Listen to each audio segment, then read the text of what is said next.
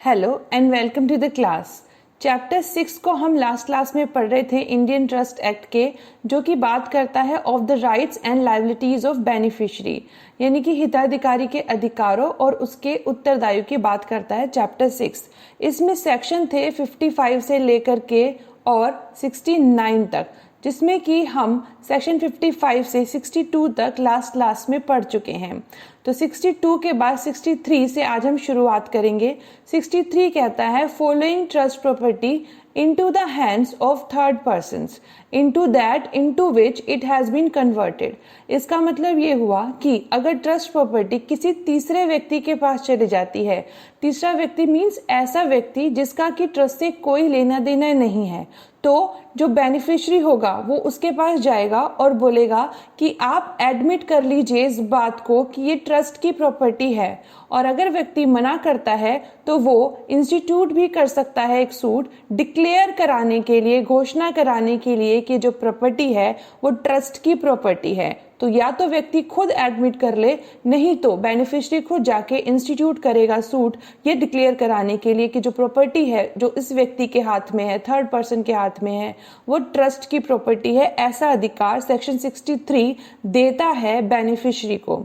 और इतना ही नहीं, इतना भी कहा गया कि अगर जो ट्रस्टी है उसने जो प्रॉपर्टी है वो किसी को बेच दी, डिस्पोज कर दी, अगर प्रॉपर्टी को, ट्रस्ट प्रॉपर्टी को थर्ड पर्सन के पास, हम बोल रहे हैं उसके पास मिली, तो मिली कैसे, यानी ट्रस्टी ने उसके पास उसे डिस्पोज की है। तो अगर उसे डिस्पोज करने के बाद या तो उसने प्रॉपर्टी कोई और खरीद ली या फिर उसका पैसा ले लिया, तो चाहे वो पैसा है चाहे वो कोई और प्रॉपर्टी है, दोनों में से कोई भी जो ट्रस्ट प्रॉपर्टी से उसने खरीदी या उसने उसको मिला, पैसा मिला, तो वो दोनों लेने का हक जो रखता है बेनिफिशियरी रखता है। और अगर वो बेनिफिशियरी जो है ट्रस्टी के पास चला गया पैसा, तो ट्रस्टी से लेगा, और ट्रस्टी के पास नहीं है, अगर ट्रस्टी के लीगल रिप्रेजेंटेटिव के पास चला गया तो बेनिफिशियरी लीगल रिप्रेजेंटेटिव से भी लेगा, और लीगल रिप्रेजेंटेटिव नहीं, लेगेटी यानी वसीयतदार के पास चला गया, न्यासी के, तो वो वसीयतदार से भी ले सकता है। क्या?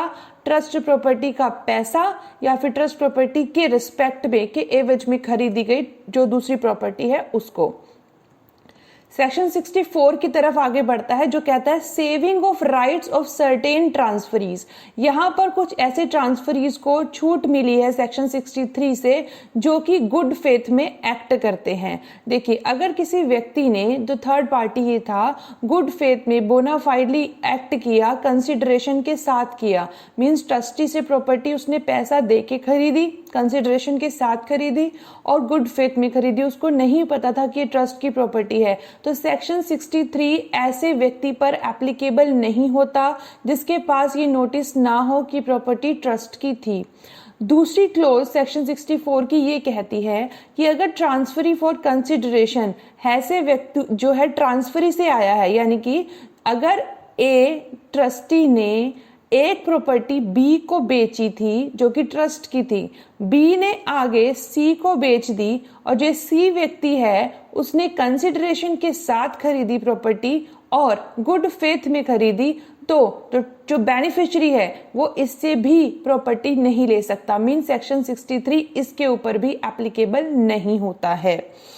फिर इस सेक्शन में 64 में और भी बहुत कुछ कहा गया। ये कहा गया कि अगर जजमेंट क्रेडिटर, अगर ट्रस्टी का जजमेंट क्रेडिटर है, तो जजमेंट क्रेडिटर को इस बात पे छूट नहीं मिलेगी कि सेक्शन 63 उस पर एप्लीकेबल नहीं होगा।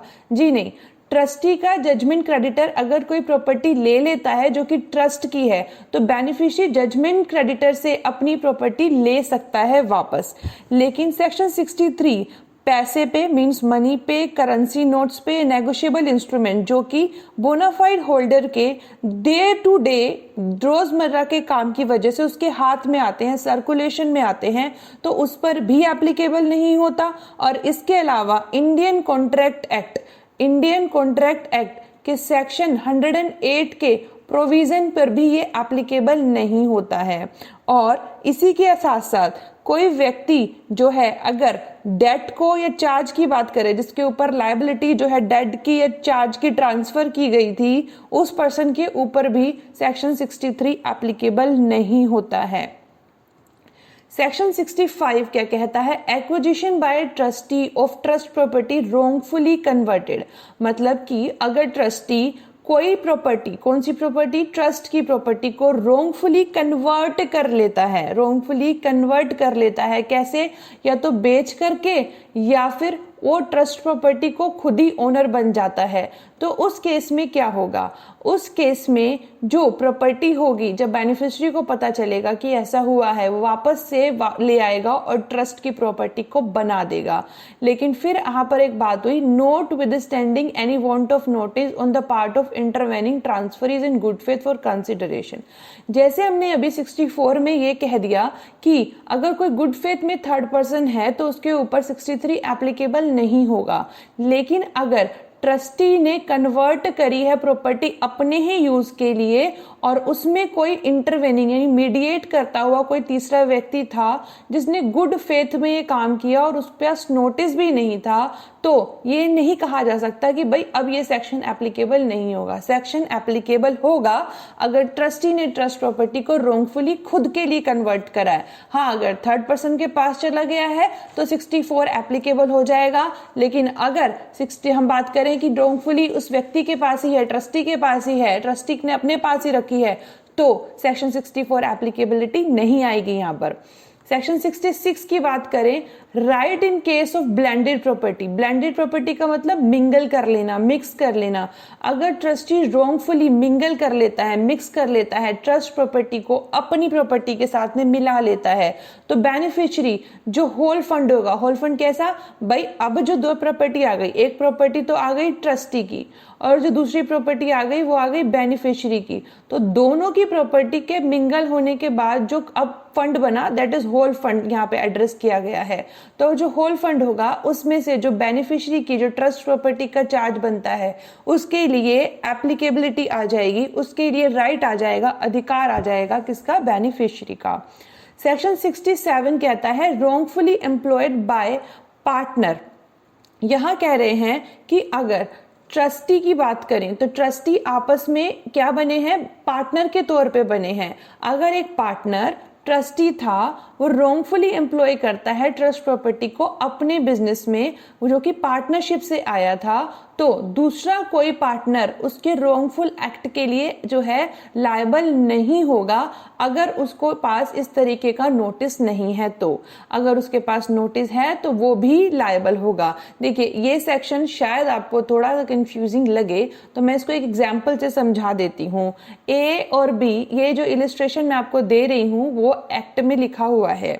ए और बी दो पार्टनर्स हैं। अब क्या होता है, ए की मृत्यु हो जाती है, उसके बाद बी जो होता है उस सारी प्रॉपर्टी इसके पास दे के जाता है और इसको एग्जीक्यूटर बना के जाता है।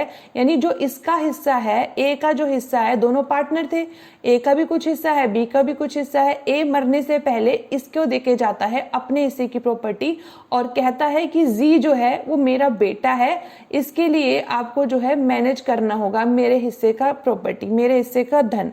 अब यहाँ पर क्या होता है, बी जो क्या करता है, बी सोल एग्जीक्यूटर बन जाता है। वो वाइंड अप नहीं करता पार्टनरशिप का फॉर्म को, बल्कि जो इसकी एसेट्स होती हैं, ए की एसेट्स, वो भी अपने पास रख सकता है, रख लेता है। तो इस केस में जी इसको बोल सकता है मेरे हिस्से की प्रॉपर्टी मुझे दीजिए, जो ए ने कैपिटल लगाई थी वो सारी मेरे हिस्से की है, मुझे मिलनी चाहिए। तो बी जो है इसके लिए आंसरेबल है और उसको जो भी एसेट वगैरह उसने जहां पर भी इन्वेस्ट की है उसके लिए आंसर जी को देना होगा। एक केस तो यहाँ पर ये आ गया। अब दूसरा केस ये है, ए, बी और जो है सी, तीन लोग यहाँ पर हैं, जिसमें ए एक ट्रेडर है, वो क्या करता है अपनी जो प्रॉपर्टी है वो बी को देता है ट्रस्ट बना के सी के फेवर के लिए, और बी को सोल एग्जीक्यूटर अपॉइंट कर देता है। बी क्या करता है, पार्टनरशिप फर्म में चला जाता है और जाने के बाद वो एक पार्टनरशिप स्टार्ट करता है एक्स और वाई के साथ में। अब एक्स और वाई के साथ में जाने के बाद जो ए की एसेट्स होती हैं, जो उसने ए ने बी को सी के लिए दी थी, वो यहाँ पर क्या कर देता है, इनके साथ मिलके अपने बिजनेस के लिए क्या करता है, अप्लाई कर लेता है। अब यहाँ पर क्या होता है, एक्स एंड वाई को पता होता है ये बात, तो जो एक्स एंड वाई को पता है तो इसका मतलब वो लोग जो होंगे पूरी तरीके से क्या होंगे, इसके लिए लायबल होंगे। किसके लिए? जो ये सी था इसके लिए लोग लायबल होंगे, इनको सी को देनी होगी किसकी प्रॉपर्टी, एक्स एंड वाई को, जो ए की एसेट यहाँ पर लगी हुई हैं इनकी तीनों की पार्टनरशिप फॉर्म में वो सी को उतना हिस्सा देना होगा। और जो ब्रीच ऑफ ट्रस्ट किया है किसने, बी ने, उसके लिए ये तीनों ही जो होंगे लायबल होंगे क्योंकि इनके पास नोटिस था। नोटिस नहीं होता तो ये लोग लायबल नहीं होते। सेक्शन 67 इतना कहता है। और ये भी कहता है कि पार्टनर जो होंगे अगर उन्हें नोटिस है तो वो जॉइंटली और सेवरली लायबल होंगे ऐसे ब्रीच ऑफ ट्रस्ट के लिए। सेक्शन 68 की बात करें, यहाँ पर बेनिफिशियरी की लायबिलिटी की बात हुई है।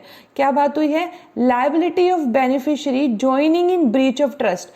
अगर जो बेनिफिशियरी हैं वो खुद ही ब्रीच ऑफ ट्रस्ट कर देते हैं तो उनकी लायबिलिटी कैसे होगी।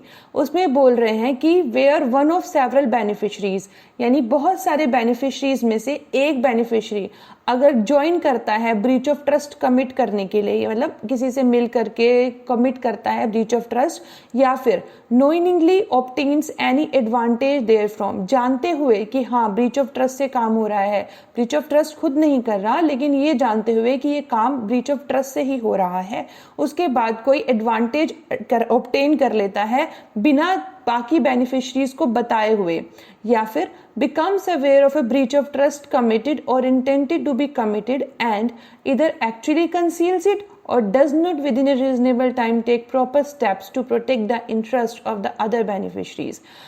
क्या कह रहे हैं यहाँ पर, बोल रहे हैं कि उसको पता लग जाता है कि ब्रीच ऑफ ट्रस्ट होने वाला है या कोई करने वाला है, उनका इरादा पता चल जाता है कि होने वाला है, ऐसा पता चल जाता है, इरादे के बारे में पता चल जाता है या कमिट के बारे में पता चल जाता है, तो वो उस चीज को छुपा लेता है, या फिर हम बोलें कि रीजनेबल टाइम, उचित समय पर वो प्रॉपर एक्शन नहीं लेता ताकि बाकी सभी बेनिफिशरीज के इंटरेस्ट को प्रोटेक्ट किया जा सके, या फिर वो खुद ही धोखा देता है ट्रस्टी को और उसको इंड्यूस करता है, उसको मोटिवेट करता है। हम यहाँ मोटिवेट वर्ड यूज नहीं करेंगे, मोटिवेट हमेशा पॉजिटिव की चीजों के लिए होता है, इंड्यूस उसको उकसाता है कि वो ब्रीच ऑफ ट्रस्ट करे, तो उस केस में क्या होगा, इसका मतलब वो बेनिफिशियरी जो है वो ब्रीच ऑफ ट्रस्ट के लिए लायबल है। कौन कौन सी बात, या तो वो खुद ही जो है कमिट करता है ब्रीच ऑफ ट्रस्ट, या फिर कोई एडवांटेज हुआ ब्रीच ऑफ ट्रस्ट से वो ले लेता है और बाकी बेनिफिशरीज को नहीं बताता है, उसे पता लग जाता है कि कुछ होने वाला है या कुछ लोग इरादा करते हैं ब्रीच ऑफ ट्रस्ट करने का, तो वो उस फैक्ट को छुपा लेता है या फिर प्रॉपर टाइम पर उसके अगेंस्ट कुछ एक्शन नहीं लेता ताकि बाकी बेनिफिशरीज के इंटरेस्ट को प्रोटेक्ट किया जा सके, या खुद ही धोखा देता है और ब्रीच ऑफ ट्रस्ट के करने के लिए ट्रस्टी को उकसा करके। तो उस केस में क्या होगा, उस केस में जो बाकी बेनिफिशरीज हैं, एक बेनिफिशरी तो यहाँ पर बात कर ली जिसकी वजह से हो रहा है, यहाँ बात करी ना where one of several beneficiary, जिसकी वजह से हो रहा है, तो बाकी जितने भी बेनिफिशरीज होंगे वो उसके अगेंस्ट एक्शन ले सकते हैं और उसको बोल सकते हैं कि आप जो ब्रीच करी हुई है उसका कंपेंसेशन हमें दीजिए। कंपेंसेशन कहाँ से आएगा, जो उसका हिस्सा है, जिस बेनिफिशरी की वजह से ये काम हुए, या तो उसने खुद ही पार्टिसिपेट किया या छुपाया या एडवांटेज ले लिया या फिर उसने उकसाया, तो उतना हिस्सा जो बेनिफिशरी का है वो बाकी बेनिफिशरीज में जो होगा बट जाएगा। लेकिन इस सेक्शन में, सेक्शन 68 में मैरिड वुमेन को प्रोटेक्ट किया गया। कहा कि अगर लगता है कि मैरिड वुमेन अपने बेनिफिट को नहीं जानते हुए कुछ ऐसा कर सकती है जिससे वो अपने अधिकारों से खुद को ही वंचित कर लेगी, तो इसलिए ये जो सेक्शन है वो सेक्शन 68 मैरिड वुमेन पे ड्यूरिंग हर मैरिज, उसकी मैरिज के दौरान एप्लीकेबल नहीं होता है। फिर section 69, every person to whom a beneficiary transfer his interest has a right and is subject to the liabilities of the beneficiary in respect of such interest at the date of transfer। जो section 69 है ना, वो कहता है rights and liabilities of beneficiaries transferee. अगर हमने ये last class में पढ़ा था कि बेनिफिशरी अपने इंटरेस्ट को ट्रांसफर कर सकते हैं, तो जिस भी इंटरेस्ट को, जिस भी राइट को एक बेनिफिशरी ट्रांसफर करता है दूसरे व्यक्ति को, जो कि ट्रांसफर ही बन जाता है बेनिफिशरी के बाद, अब वो व्यक्ति क्या होगा, बेनिफिशरी बन गया, यानी उसने जो है बेनिफिशरी के जूते पहन लिए। अब वो जो राइट्स बेनिफिशरी के पास थे वो सभी अधिकार और वो सभी लाइबिलिटीज उस ट्रांसफरी की हो जाएंगी जिसको कि बेनिफिशरी ने अपने अधिकार जो है वो ट्रांसफर कर दिए। कब, जब ट्रांसफर किए थे, जिस डेट पर ट्रांसफर किए थे उस डेट पर जो बेनिफिशरी के अधिकार और लाइबिलिटीज थी, जो उत्तरदायी था वो जिन जिन के लिए, वो सारे जो बातें होंगी, जिम्मेदारियां जो होंगी, वो सब उसके कंधे पर आ जाएंगी, जिसको हमने बोला है ट्रांसफरी। तो सेक्शन 69 तक हमने फिनिश कर लिया चैप्टर हमारा 6th। Thank you so much for watching. Thanks a lot. Keep learning and keep smiling.